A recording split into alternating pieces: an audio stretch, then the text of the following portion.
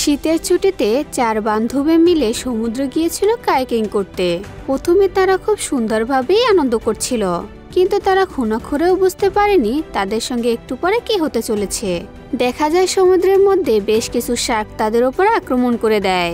এই শার্কের হাত থেকে বাঁচার জন্য তারা আপ্রাণ চেষ্টা করে, কিন্তু শেষমেশ তাদের সঙ্গে কি হয়। মুভির শুরুতেই আমাদের চারজন বান্ধবীকে দেখানো হয়। তাদের নাম হলো নিক, ক্যাট, লিসা ও জগি। তারা সবাই মিলে সমুদ্র কিনারায় মাছ ধরছিল। এই চারজন বান্ধবীর মধ্যে নিক আর ক্যাট ছিল আপন দুই বোন। তারা সবাই মিলে যখন মাছ ধরে ফিরছিল, তখন নিক খেয়াল করে তার বোনের হাতে একটা আঘাতের চিহ্ন রয়েছে।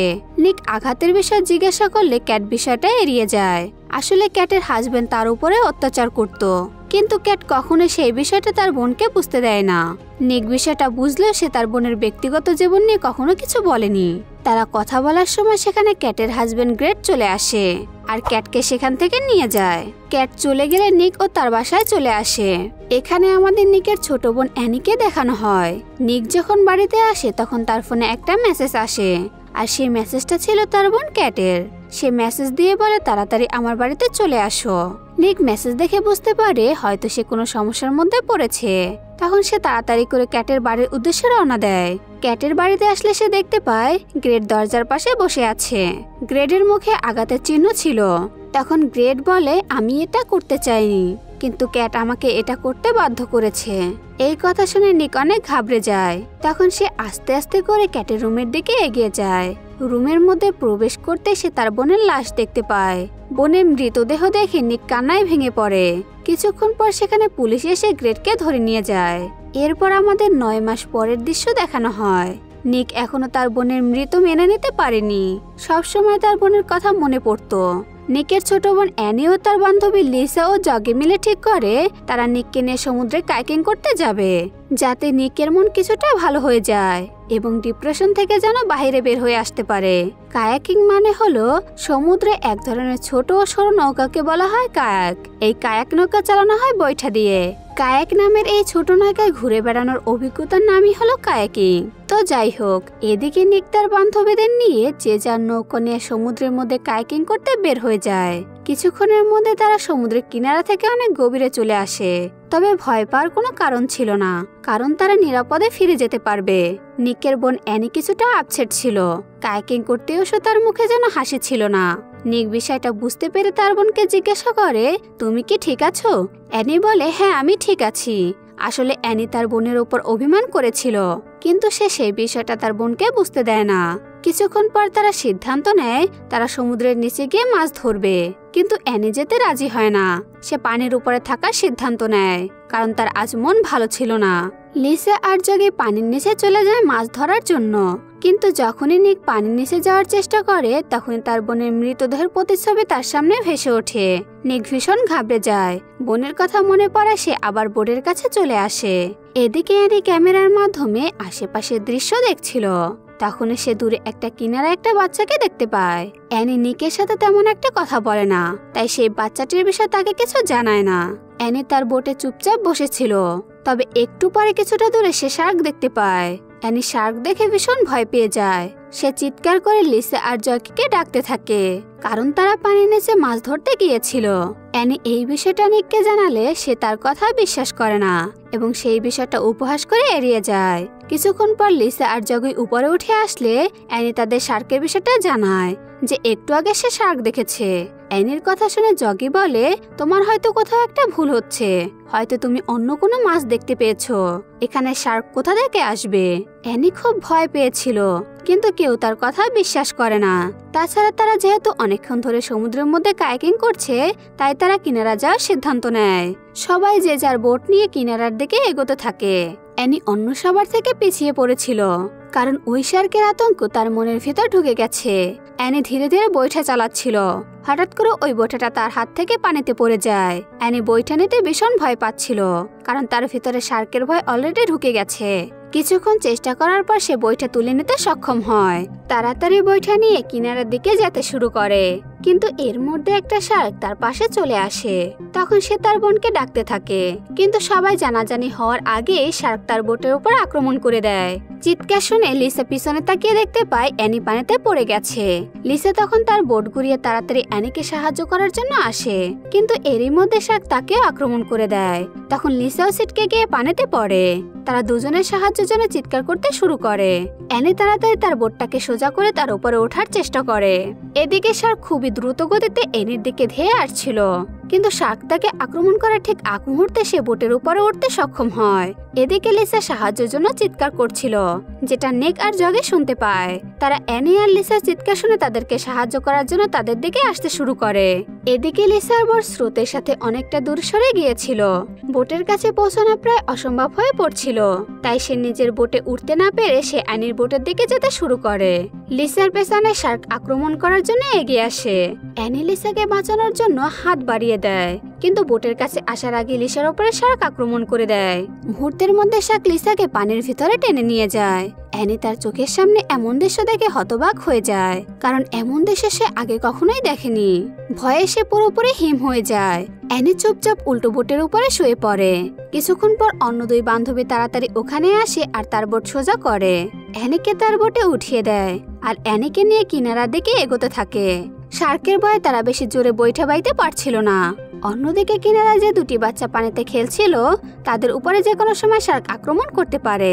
অ্যানি নিক জগিকে জানালে জগি একাই সে বাচ্চা দুটিকে বাঁচানোর জন্য যায়। নিক আর অ্যানি ধীরে ধীরে জগের পেছনে আসতে শুরু করে। জগি দ্রুত গতিতে এগিয়ে যাওয়ার সময় পেছন তাকিয়ে লক্ষ্য করে একটি শার্ক খুব দ্রুত গতিতে তার দিকে এগিয়ে আসছে।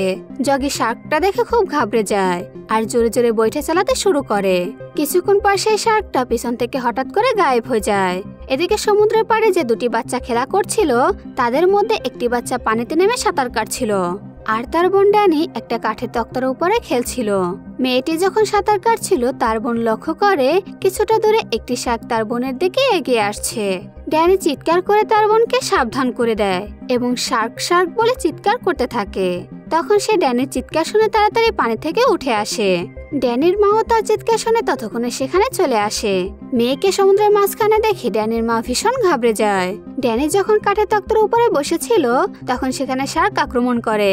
এরপর ড্যানি ছিটকে পানিতে পড়ে যায়। তখন শার্কটি ড্যানির উপরে আক্রমণ করে। ড্যানি বাঁচার জন্য চিৎকার করে সাহায্য চায়। এরই মধ্যে সেখানে জগি চলে আসে এবং তাকে বোটে উঠিয়ে নেয়। জগি তাকে নিয়ে কিনারায় পৌঁছে তার ক্ষত স্থানে ভালো করে ব্যান্ডেজ লাগিয়ে দেয়। এদিকে তারা দুজনও কিনারায় পৌঁছে গিয়েছিল। সবাই মিলে ড্যানির মাকে জিজ্ঞাসা করে, আপনি এই নির্জন দ্বীপে একা একা কি করছেন, আর ছেলে মেয়েদেরকে এভাবে কেন ছেড়ে দিয়েছেন? উত্তরে ড্যানির মা বলে, আমরা 2 দিন আগেই এই দ্বীপে ঘুরতে এসেছি। ওদের বাবা ক্যাম্পিং করতে চলে গেছে। 2 দিন পার হয়ে গেলেও ওদের বাবার কোনো খোঁজ নেই। আমরা খুব বিপদের মধ্যে আছি, দয়া করে আমাদেরকে সাহায্য করুন। আসলে তারা এই দ্বীপে ঘুরতে এসেছিল আর এখন তারা এখানে আটকা পড়ে গেছে।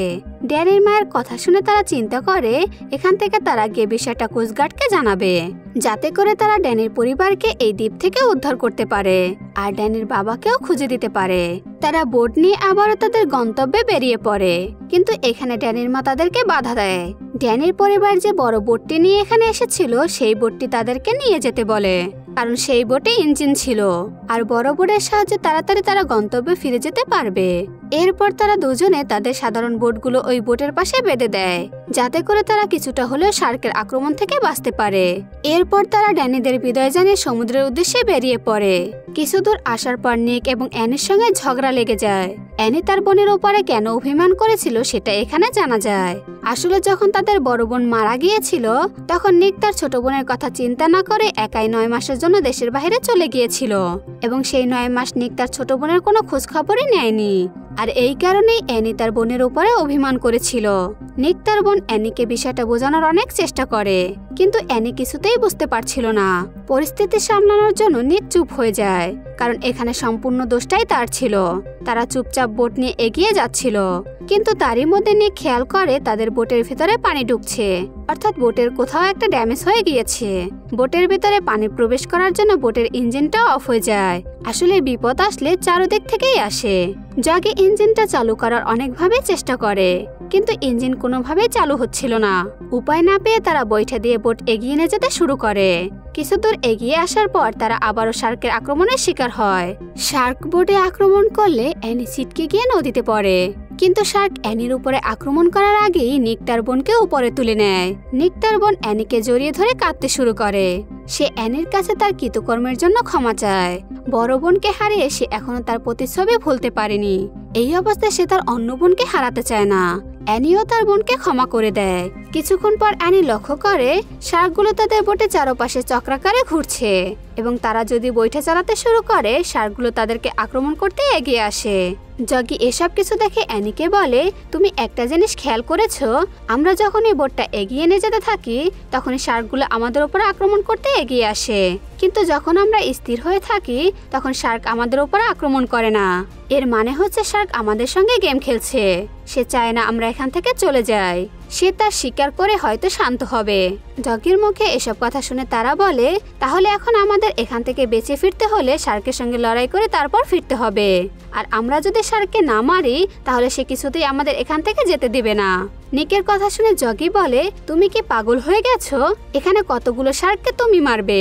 একটা মারলে আরো একটা চলে আসবে। শার্ক আমাদের চারপাশ থেকে ঘিরে ফেলেছে। আমাদের অন্য কোনো উপায় ভাবতে হবে। তারা কি করবে কিছুই বুঝে উঠতে পারছিল না। তখন নিক সবাইকে বলে, আমার মাথায় একটা বুদ্ধি এসেছে। আমরা যে মাছগুলো ধরেছি সেই মাছগুলো বোটের অ্যাঙ্কারের সঙ্গে আটকে দেব এবং একটি বোট আলাদা করে তার সঙ্গে অ্যাঙ্কার বেঁধে দেব। যখনই শার্ক এখানে মাছ খেতে আসবে তখন সে ফেসে যাবে, আর এই সুযোগে আমরা বোট নিয়ে এখান থেকে চলে যাব। তার কথা মতো সবাই মিলে অ্যাঙ্কারে মাছ আটকাতে শুরু করে। এটা অনেকটা বড়শির মতো কাজ করবে। যাই হোক, তারা অপেক্ষা করতে থাকে। এর কিছুক্ষণ পর অ্যাঙ্কারে মাছ খেতে এসে শার্ক আটকে যায়। শার্ক এখানে ফেসে গেলে বোট সহসে টেনে নিয়ে যেতে থাকে। এই সুযোগে তারা অন্য বোটটা আলাদা করে দেয় এবং তারা সবাই এক বোটে করে বৈঠা নিয়ে এগিয়ে যেতে থাকে। কিন্তু বিষয়টা তারা যতটা সহজ ভেবেছিল পরিস্থিতি তার থেকেও ভয়ঙ্কর হয়ে ওঠে। তারা বোট নিয়ে কিছুদূর এগিয়ে গেলে শার্ক আবারও তাদের বোটে আক্রমণ করে। বোট থেকে ছিটকে জগি পানিতে পড়ে যায়। এরপর নিক তাড়াতাড়ি জগিকে উপরে তুলে নেয়। এখানে জগি কিছুটা আঘাত পায় কিন্তু প্রাণে বেঁচে যায়। এক মুহূর্তের মধ্যে মনে হয়েছিল তারা হয়তো কেউ এখান থেকে বেঁচে ফিরতে পারবে না, কিন্তু তারা কিছুতেই হাল ছাড়ে না। নিক লক্ষ্য করে বোটে মাছ ধরার একটা জাল রয়েছে যেটা অনেকটাই মোটা ছিল। এই জালে শার্ককে যদি ফাঁসানো যায় তাহলে হয়তো তারা বেঁচে যেতে পারে, আর এটা ছিল তাদের জীবনের শেষ চেষ্টা। হয় তারা সবাই একত্রে মরবে, নয়তো সবাই এখান থেকে একসাথে বেঁচে ফিরবে। এরপর শার্ক বোটের দিকে আক্রমণ করতে এগিয়ে আসলে নিক শার্কের দিকে জাল বিছিয়ে দেয়, কিন্তু ভুলবশত অ্যানির পাশে জাল আটকে যায়। অ্যানি তখন পানিতে তলিয়ে যেতে শুরু করে। তখন অ্যানিকে বাঁচাতে নিক একটা ছুরি নিয়ে নদীতে ঝাঁপ দেয়। সে অ্যানির পায়ে ফেসে থাকা জালটি কাটার চেষ্টা করে, কিন্তু কিছুতেই সেই জাল কাটতে পারছিল না। অ্যানির নিঃশ্বাস তখন বন্ধ হয়ে আসছিল। নিক বুঝতে পারছিল না তখন সে কি করবে। তখন বোনকে বাঁচাতে তার মধ্যে এক অজানা শক্তি চলে আসে। শার্ক জালে আটকে পড়ার কারণে সে জাল থেকে বের হওয়ার জন্য ছটফট করছিল এবং এই সুযোগে নিক চাকু দিয়ে শার্কের চোখে বারবার আঘাত করতে থাকে। শার্ক আঘাতপ্রাপ্ত হয়ে সেখানেই মারা যায়। নিক তার বোনকে জাল থেকে ছাড়িয়ে উপরে নিয়ে আসে। তারা ভীষণ ক্লান্ত হয়ে পড়েছিল। শার্কের কবল থেকে বোনকে বাঁচাতে পারলেও এখান থেকে তারা সবাই বেঁচে ফিরতে পারবে কিনা সেটা কেউ জানে না। বোটের চারপাশে রক্ত ছড়িয়ে পড়েছিল। চারপাশে থাকা হিংস্র শার্কগুলো যেন তাদের খাওয়ার জন্য এগিয়ে আসছিল। এক মুহূর্তের মধ্যে মনে হচ্ছিল হয়তো তারা বেঁচে থাকতে পারবে না, কিন্তু সৃষ্টিকর্তার অশেষ রহমতে আমরা জাহাজের হর্ন শুনতে পাই, আর এখানেই দৃশ্যটা শেষ হয়ে যায়। গল্পের পরবর্তী দৃশ্যে আমরা দেখতে পাই সমুদ্রের পাশে তিনজন বান্ধবী হেঁটে বেড়াচ্ছে। তার মানে সেদিন সেই জাহাজ তাদেরকে উদ্ধার করেছিল। গল্পের এই পর্যায়ে নিকের কাছে সেই ছোট বাচ্চা ড্যানের কল আসে। সে হাসতে হাসতে তার পরিবারকে সাথে নিয়ে কথা বলছিল। এর মানে তাদেরকেও সেদিন উদ্ধার করা হয়েছিল। সবাই খুবই খুশি ছিল, আর এখানে গল্পটা সমাপ্ত হয়ে যায়। তো বন্ধুরা, তোমরা যদি এরকম একটা বন্ধুদের নিয়ে ট্যুর দিতে চাও তাহলে কোথায় যেতে পারো কমেন্ট করে জানাও। আমার তো সেন্ট মার্টিন যেতে খুব ইচ্ছে করে।